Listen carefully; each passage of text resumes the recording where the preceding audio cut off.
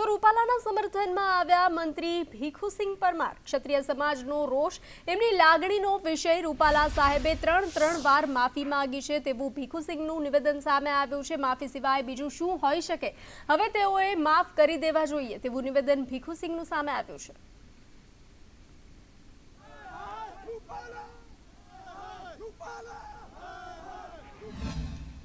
ક્ષત્રિય સમાજનો જે વિરોધ છે એ એમની લાગણીનો વિષય છે। હવે હોઈ શકે કંઈ ના કંઈ મતભેદો હોય। રૂપાલા સાહેબે ત્રણ વખત જ્યારે માફી માગી છે ત્યારે હવે જે એમનાથી જે કંઈ બોલાઈ ગયું છે અને એના માફી સિવાય બીજું શું હોઈ શકે? એનાથી બીજો વિકલ્પ શું? અને હવે માફ કરી જ દેવા જોઈએ।